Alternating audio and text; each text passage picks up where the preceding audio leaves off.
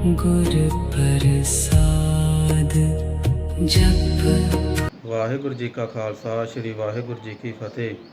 ਅੱਜ ਅਸੀਂ ਗਿਆਨੀ ਸੰਤ ਸਿੰਘ ਮਸਕੀਨ ਜੀ ਦੀ ਇੰਟਰਵਿਊ ਸੁਣਾਂਗੇ, ਜਿਸ ਵਿੱਚ ਉਹਨਾਂ ਨਾਲ ਇੱਕ ਵਿਅਕਤੀ ਹੈ ਜੋ ਕਿ ਬਹੁਤ ਹੀ ਨਾਸਤਿਕ ਸੀ ਅਤੇ ਉਸ ਨੂੰ ਕੈਂਸਰ ਹੋ ਗਈ। ਉਸ ਨੇ ਆਪਣੇ ਮੂੰਹੋਂ ਸਾਰੀ ਗੱਲਬਾਤ ਦੱਸੀ ਹੈ ਕਿ ਉਹ ਕਿਵੇਂ ਪਰਮਾਤਮਾ ਵਿੱਚ ਵਿਸ਼ਵਾਸ ਨਹੀਂ ਸੀ ਰੱਖਦਾ। ਫਿਰ ਉਸ ਨੂੰ ਕੈਂਸਰ ਹੋਇਆ, ਉਹ ਫਿਰ ਕਿਵੇਂ ਸੰਤ ਜੀ ਦੀਆਂ ਕਥਾ ਸੁਣਨ ਲੱਗਾ। ਫਿਰ ਉਹ ਸ੍ਰੀ ਹਰਿਮੰਦਰ ਸਾਹਿਬ ਪਹੁੰਚਿਆ ਅਤੇ ਉਸ ਦਾ ਕੈਂਸਰ ਕਿਵੇਂ ਠੀਕ ਹੋਇਆ, ਆਓ ਅਸੀਂ ਇਸ ਇੰਟਰਵਿਊ ਵਿੱਚ ਜਾਣਦੇ ਹਾਂ ਭਰਦਵਾਜ ਜੀ ਅੱਜ ਦੇ ਯੁੱਗ ਦੇ ਵਿੱਚ ਜਿੱਥੇ ਕਿ ਸਾਇੰਸ ਟੈਕਨੀਕਲ ਜਿਹਨੂੰ ਆਪਾਂ ਕਹਿੰਦੇ ਆ ਬਹੁਤ ਜ਼ਿਆਦਾ ਬਦਲਾਅ ਆਇਆ, ਪਰ ਫਿਰ ਵੀ ਇੰਨਾ ਵੱਡਾ ਤੁਹਾਡੇ ਤੇ ਬਲੇਸਿੰਗਸ ਹੋਈਆਂ, ਕੀ ਫੀਲ ਕਰ रहे हो? पहले तो वाहेगुरु जी का खालसा वाहेगुरु जी की फतेह। मैं ये फील कर रहा हूँ कि ईश्वर तो है कहीं पर, क्योंकि मैं पहले नहीं मानता था और मैं पक्का नास्तिक था, लेकिन कुछ ऐसी शख्सियत मेरी जिंदगी से जुड़ गई जो रूबरू ना होकर भी रूबरू रहती हैं। और ऐसी एक शख्सियत हमारे पंथ रत्न ज्ञानी संत मस्कीन जी हैं, जिनके प्रवचन हम ईसीटी पंजाबी चैनल पर पेशेंट थे तब भी लेटे लेटे सुना करते थे। और इसकी प्रेरणा मुझे दो शख्सियतें इससे मिली कि एक तो है मेरी खुद की साली जो जिसका नाम कुंती है, और वो छोटी बच्ची थी तब से गुरु को प्यार करती है, कीर्तन भी अच्छा करती है, गाती भी अच्छा है। वो मेरी शादी हुई है ये सिंधी परिवार से, तो वो हमेशा सिंधी गुरु नानक को बहुत मानते हैं। तो पहले मुझे एहसास इन्होंने कराया मस्कीन जी के प्रवचन ने। फिर केसर सिंह साहब तो वैसे कई सालों से मेरे परिचय में रहे हैं, हालांकि ये इतने विद्वान इतने पढ़े लिखे नहीं है, लेकिन उनके पर गुरु कृपा बहुत है। और उन्होंने मुझे जब खालसा के 300 साल हुए थे अप्रैल 99 में, उस वक्त मुझे ये ख्याल आया कि मैं खालसा के बारे में लिखूं। तो उनसे मैंने बहुत सारी चीज़ें जब पढ़ी, उन्होंने किताबें भेजी।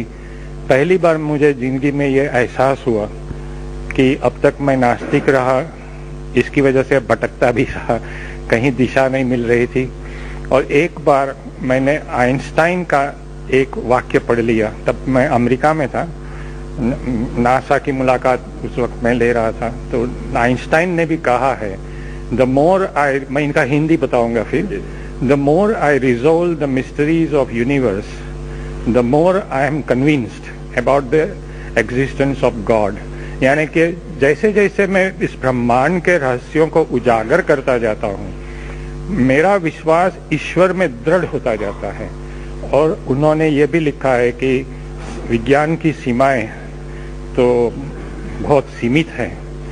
मैं भी ये वाक्य से बहुत ही प्रेरित हुआ और धीरे धीरे पढ़ने तो लगा, लेकिन भीतर से ऐसी श्रद्धा दृढ़ नहीं हो पा रही थी। लेकिन बाद में जब कैंसर हुआ, सब दवाइयाँ काम नहीं कर रही थी, तो मस्कीन जी के प्रवचन रोज सुबह उठकर यही मेरी दिनचर्या रहती कि मैं 8 बजे सोनी टीवी में तो टाइमर होता है, अपने आप टीवी खुल जाता है, तो फिर मैं उसको रिकॉर्ड कर लेता था। क्योंकि मेरी एक समस्या, पंजाबी लैंग्वेज समझ तो लेता हूँ, वो जबान खुलती नहीं है बोलने में। तो मैंने ये एहसास किया कि जबकि दवाइयाँ फेल हो गई और मस्कीन जी की पता नहीं, उनकी वैसे तो सब्सटेंस भी है आवाज़ में, प्रवचन में सब्सटेंस होता है, लेकिन आवाज़ में कुछ ऐसी मैजिक भी है जो अपने को पकड़ के रखती है। ये एक पता नहीं, बहुत इनकी आवाज़ से मुझे प्यार हो गया।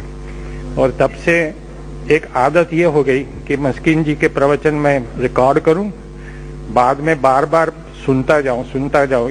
इसी वजह से मैं बार बार मस्कीन जी के प्रवचन के कोट कर सकता हूं। और ये इनके ही प्रवचन रात के 2 बजे उठकर मैं फिर से सुनता हूँ। अगर मैं मिस कर गया, सुबह में दवाइयाँ देते उठ नहीं पाता, ऐसा कभी हो सकता था, तो रात के 2 बजे वही प्रवचन हमको टीवी पर देखने को मिलते थे। शायद वो फॉरेन कंट्रीज के लिए हो, लेकिन मेरे टीवी पर मिलते थे। तो जबकि अब तो कैंसर ठीक हो गया है, और मैं अंदर से ये मानता हूँ कि शायद गुरु ने ये सोचा हो कि वासु भारद्वाज एक अच्छी रूह है पिछले जन्म की, लेकिन साइंस की दुनिया में भटक गई है, तो उसको ठिकाने लाने के लिए पहले उनको कैंसर दिया जाए, बाद में वो नास्तिक से आस्तिक बने, इसलिए कैंसर वापस लिया जाए। और मैंने जब वो वापस लेंगे ऐसी श्रद्धा से ही हम गए थे, क्योंकि डूबते को तिनके का सहारा होता है, और जब मौत नजीक आती है तो नारायण सिमरन में आते हैं। तो विश्वास तो वैसे ही बनना ही था।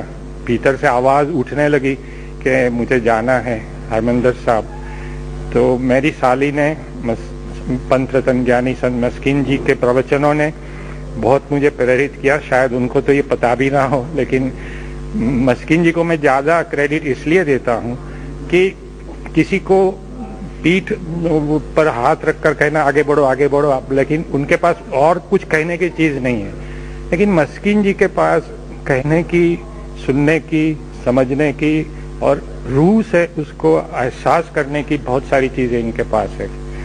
तो इन्होंने जब मुझे प्रेरित किया, हालांकि हम मिले नहीं थे उस वक्त, टीवी से ही एक प्यार का रिश्ता जुड़ जाता था, और प्यार तो अपने आप में ही एक रिश्ता ही होता है, उसको कोई लेबल की जरूरत नहीं है।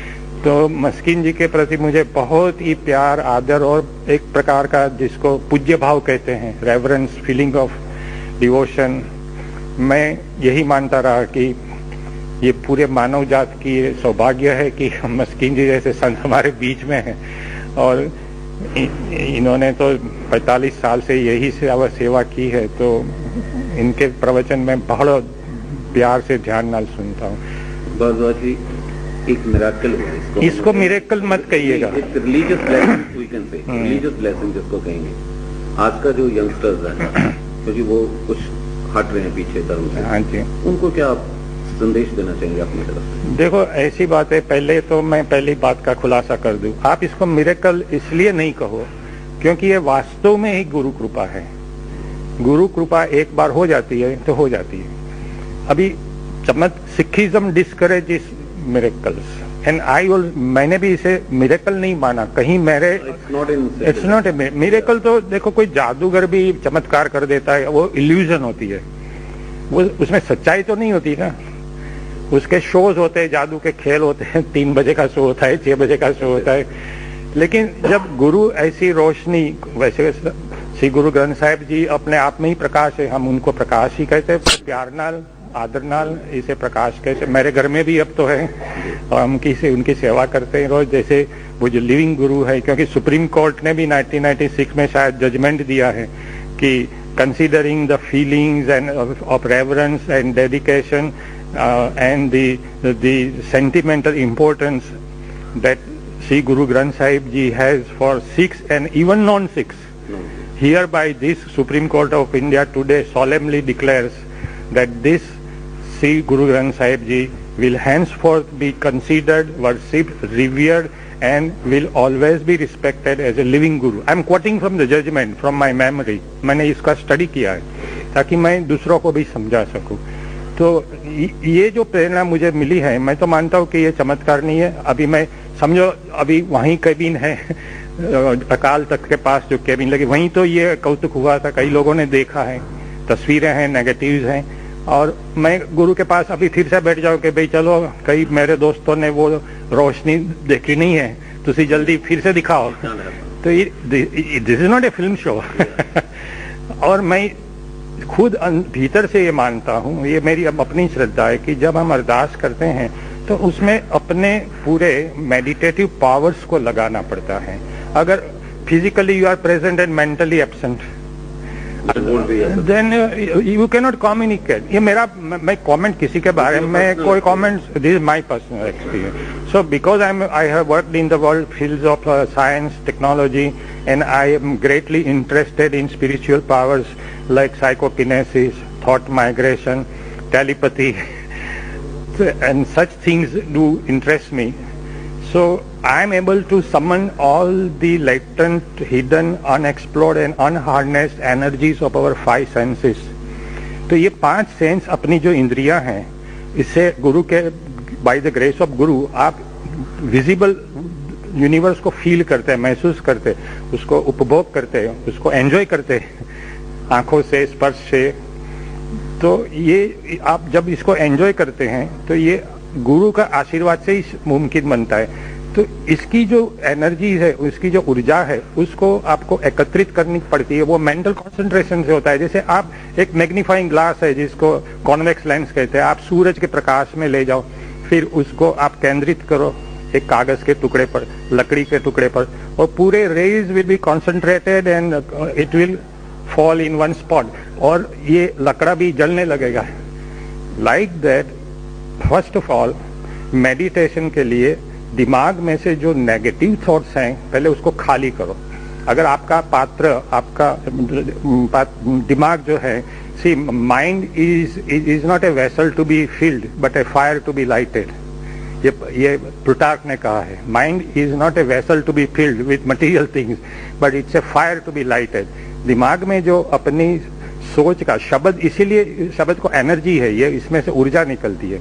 तो पहले नेगेटिव थॉट्स दिमाग से खाली करो, फिर पॉजिटिव थॉट्स आपके दिमाग में आएंगे, कंस्ट्रक्टिव, जिसके इरादे, जिससे आपकी सेहत पर उसका असर होता है। ज्ञानी मस्किन जी ने अपने एक प्रवचन में भी ऐसी बातें कही, इसी तरह की बातें कही है। तो आई बिलीव दैट बिकॉज मैं कंसंट्रेशन कर पाया, मेरी धर्मपत्नी को भी कहा कि मेरे से बात नहीं करो, because I should not be disturb. क्योंकि अगर डिस्टर्बेंस हो गया तो वो मेडिटेशन, वो जो कांटेक्ट बन रहा है गुरु से, वो टूट जाएगा ना, isn't it? ये तो ऊर्जा जा रही है, spiritual come. This is my personal experience. मैं किसी को एडवाइस नहीं दे रहा हूँ, किसी के क्रिटिसाइज नहीं कर रहा हूँ, मैं अपना एक्सपीरियंस बता रहा हूँ। तो मैंने इसी तरह कम्युनिकेशन किया था, और I told my daughter also not to disturb me, then this kind of communication was possible. तो मेडिटेशन के लिए, गुरु तक पहुंचने के लिए, अरदास गुरु तक पहुंचाने के लिए, you should have that kind of concentration, and the underlying principle of this process, this is a scientific process. The meditation is the scientific process whereby you summon all these energies and concentrate. And another principle is that you should be independent of the people and circumstances around you, and that your reality should be orchestrated from within you, not from without. अगर बाहर से कोई disturb करता है तो आपकी भीतर से ऊर्जा बाहर नहीं आएगी कम्युनिकेशन के लिए। बाबा जी, you want to say with your personal devotion really means during ardas, during Gurbani part, that really counts you, how you are devoted to it. I am totally devoted. मैंने तो मेरी धर्मपत्नी को इस बार कह दिया कि मैं मस्किन जी के सेवा में 3 महीने तक जा रहा हूँ, मैं घर पर नहीं आऊंगा। गुरुद्वारा में लेकर के गया था उनको, और उनको कहा था, केसर सिंह साहब ने भी कहा, आप मस्किन जी की सेवा में रहो, उनसे बहुत कुछ आप सीख पाओगे, क्योंकि यही एक चोटी के संत है जिसके पास से आपको बहुत सारा ज्ञान, वो तो ज्ञान का सागर है, मैं तो कतरा भी नहीं हूँ। आजकल तो कतरे भी समंदर की तरह बात करते हैं लेकिन मैं तो बहुत छोटा आदमी हूँ। मैं तो हमेशा प्रवचन में भी कहता हूँ कि आप मेरी वाणी से अगर आपको इंस्पिरेशन मिलता है तो आप इंस्पिरेशन लेकर फिर वासु भारद्वाज को आप भूल जाओ, मुझे याद नहीं रखो, फिर आप नहीं, यू रिमेन इन द, आप गुरु की सेवा में रहो, गुरु ग्रंथ साहिब जी की सेवा में रहो। तो जर्मनी से कुछ टीम आई थी, उनको भी मैंने यही सलाह दी थी कि आप अगर डॉक्यूमेंट्री बनाने जा रहे हैं, मेरी 2 शर्त थी। पहली शर्त ये थी कि वो जो डॉक्यूमेंट्री वो मूल मंत्र से स्टार्ट हो, और उसका यूरोपियन वर्जन है तो वहाँ एक जर्मन लड़की है, जोसेफिन फित्सु कौर, ऐसा लिखती है, she is converted to Sikhism. तो उसको इतना प्यार है सिखिज्म, वो जब मैं घर पर मिलने आई तो हमने तो सोचा कोई आसमान से परी आई लेकिन उनका जो नॉलेज था, क्या पढ़ाई करती है, she is more than Sikh than even a Sikh can be, इतनी डिवोटेड है। तो एक शर्त ये रखी थी। दूसरी शर्त मैंने ये रखी कि आप Vasu Bhardwaj should not be projected as larger than life and greater than Guru, कि हमने कुछ चमत्कार कर दिया। मैंने तो, हम तो भिखारी थे, हम तो अपनी जिंदगी की भीख मांगने गए थे, हमने कोई बड़ा काम नहीं किया। हर कहानी में एक हीरो है और एक विलन है। ये मेरी आप बीती की कहानी में विलन कैंसर है, लेकिन हीरो का सम्मान तो आपको श्री गुरु ग्रंथ साहिब को देना है। मैं तो बिल्कुल छोटा, फिर वासु भारद्वाज को आप भूल जाओ और श्री गुरु ग्रंथ साहिब की सेवा में रहो, संतों की सेवा में रहो, क्योंकि संतों से ही आप सीखोगे कुछ। बिन गुरु ज्ञान कहाँ से पाऊं, ये वास्तव में इसीलिए तो कहा गया है। और संतों के बारे में जो एक पंक्ति मुझे बहुत अच्छी लगती है, संत शरण जो जन परे सो जन उदरनहार, संत की निंदा नानका बहोर बहोर अवतार। तो आप अगर ध्यान से रिस्पेक्टफुली अगर आप ग्रंथ साहिब का करीब जाना चाहते तो एक संतों की हाथ पकड़ो, गुरु के हाथ पकड़ो, वो जो कहते हैं उसको ध्यान डाल सुनो। मेडिटेशन तो विद्यार्थियों को पढ़ाई के लिए भी चाहिए, हर काम में मेडिटेशन चाहिए। पायलट हवाई जहाज उड़ा रहा है, उसको भी मेडिटेशन, वो ध्यान नहीं रखेगा तो हवाई जहाज गिर जाएगा। तो everywhere meditation is part of our all intellectual और spiritual activity. In my case my meditation was devoted to meet Shri Guru Granth Sahib जी।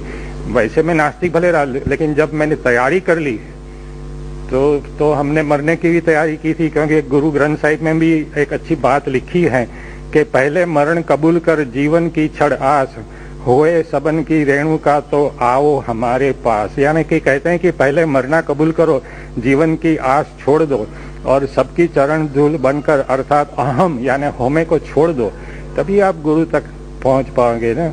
तो एक तो इससे फायदा ये होता है, एक तो आप 5 विकार से मुक्ति होती है, होमे से मुक्ति होती है, ये मैंने खुद अनुभव किया।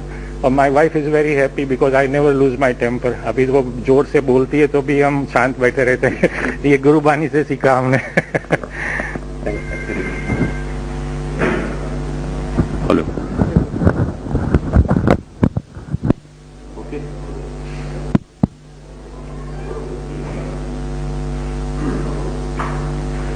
ਮਸਕੀਨ ਸਾਹਿਬ ਭਾਰਦਵਾਜ ਜੀ ਨੇ ਜਿੰਨੀਆਂ ਵੀ ਗੱਲਾਂ ਕੀਤੀਆਂ, ਹਰ ਗੱਲ ਦੇ ਵਿੱਚ ਇੱਕ ਗੱਲ ਨਜ਼ਰ ਆ ਰਹੀ ਹੈ ਵੀ ਇੱਕ ਰਾਹ ਜਿਹੜਾ ਕਿ ਤੁਹਾਡੇ ਵੱਲੋਂ ਜਿਹੜੇ ਪ੍ਰਵਚਨ ਕੀਤੇ ਜਾਂਦੇ ਹਨ, ਗੁਰਬਾਣੀ ਵਿਚਾਰਾਂ ਕੀਤੀਆਂ ਜਾਂਦੀਆਂ ਹਨ, ਉਹਨਾਂ ਚੋਂ ਇੱਕ ਇਹਨਾਂ ਨੂੰ ਰਾਹ ਮਿਲਿਆ।